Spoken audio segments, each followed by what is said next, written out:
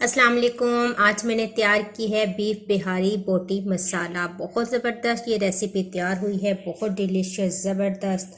और ये देखें, दिखने में बहुत ही मज़ेदार है। और आप इसको नान के साथ सर्व कीजिए और चपाती के साथ सर्व कर सकते हैं। तो अगर आपको ये मेरी रेसिपी अच्छी लगती है तो इसको ज़रूर लाइक करना। और चलिए देखते हैं कि मैंने ये बीफ बिहारी बोटी मसाला किस तरीके से तैयार किया है। सब्सक्राइब कीजिए ज्वेरिया किचन को और बेल आइकन को प्रेस कीजिए ताकि मेरी आने वाली हर नई वीडियो सबसे पहले आप तक पहुंचे। और वीडियो को एंड तक देखिए। बीफ बिहारी बोटी बनाने के लिए मैंने बीफ लिया है 1 किलो और इस तरीके से मैंने उसको इतनी इतनी बोटियों में कट कर लिया है। 1 कप मेरे पास है दही, 2 दरमियाने प्याज थे जिनको मैंने ब्राउन कर लिया है। 10 मेरे पास हैं साबुत लाल मिर्चें। 1 टेबलस्पून मैंने लिया है धनिया, साबुत धनिया। 1 टीस्पून सफ़ेद जीरा लिया है। 2 छोटी इलायचियाँ, 2 बड़ी इलायचियाँ, 1 बादियान का फूल और 2 टेबलस्पून भुने हुए चने। इन तमाम चीज़ों को मैं पैन में रोस्ट करूँगी और फिर इनको ग्राइंडर में पीस लूँगी। इसके अलावा मेरे पास है हल्दी 1/2 टीस्पून। हाफ टी स्पून मैंने हल्दी ली है और नमक अपने टेस्ट के अकॉर्डिंग डालिएगा।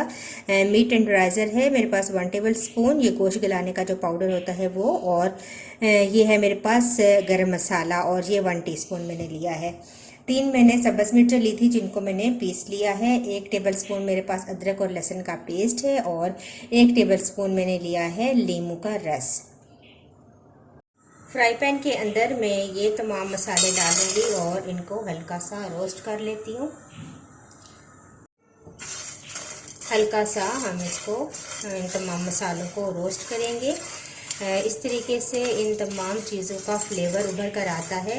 और हल्का सा मैं इनको रोस्ट करके इनको ग्राइंडर में पीस लूँगी। और ये असल में हमारा बिहारी मसाला होता है जो हम इसके अंदर ऐड करेंगे। तो फ्लेम बंद कर देते हैं, ये हो गया है। अब मैं गोश्त को मैरिनेट करूँगी। तो ये तमाम मसाला जो भी हमने पीसा है ये डाल देंगे इसके अंदर। पीसे हुए मसाले ये भी डाल देंगे। प्याज,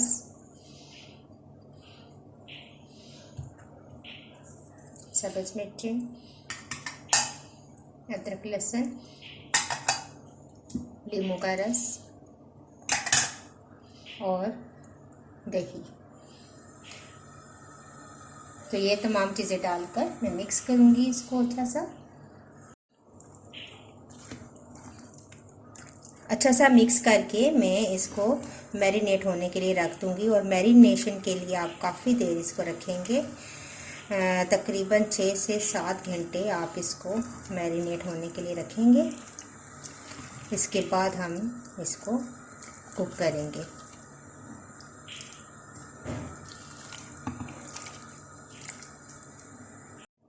मैंने गोश्त को अच्छा सा मिक्स कर लिया है और अब हम इसको मैरिनेट होने के लिए रखेंगे। तकरीबन 6 से 7 घंटे आप रखिए ताकि ये अच्छा सा मैरिनेट हो जाए और इसके बाद हम कुक करेंगे इसको। तो मैं भी इसको कवर लगा कर रख दूँगी। जब हमारा मैरिनेशन का टाइम कंप्लीट हो जाए तो फिर हम इसको कुक करेंगे। तो मैं अब इसको पैन में डालती हूँ। एक पैन मैंने रखा है और इसके अंदर मैं डालूंगी हाफ प्याली सरसों का तेल। और ये बिहारी बोटी सरसों के तेल में ही पकाई जाती है, इसी में इसका जायका ज़्यादा अच्छा आता है। तो मैं थोड़ा सा अब सरसों का तेल गरम करूंगी, इसके बाद गोश्त ऐड करूंगी। तो देखिए सरसों का तेल हमारा बहुत अच्छा सा गरम हो चुका है। अब मैं चूल्हा आहिस्ता कर दूंगी और इसके अंदर हम डालेंगे एक तेज़पात, इसको कड़कड़ा लेंगे।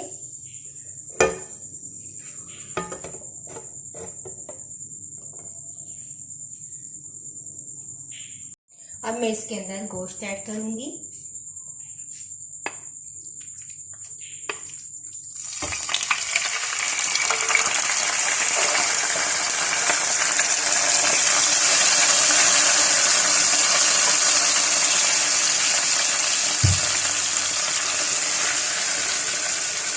इसको अच्छा सा मिक्स करेंगे और अब मैं इसको कवर लगाकर रख दूंगी। और इस स्टेज पर आप प्रेशर कुकर का भी इस्तेमाल कर सकते हैं। आप सिर्फ 5 मिनट के लिए गोश्त को प्रेशर कुकर में रखें, क्योंकि गोश्त जो है ऑलरेडी मीट टेंडराइज़र इसके साथ लगा हुआ है, तो जल्दी कुक हो जाएगा। आधा घंटा गुजर चुका है, मैंने हल्की आंच करके गोश्त को चढ़ा दिया था। आप देखते हैं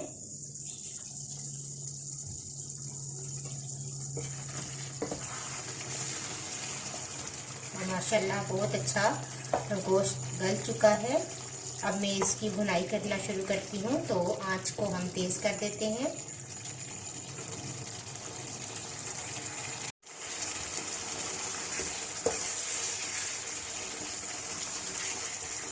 अच्छी सी हम इसकी गोश्त की भुनाई कर लेंगे।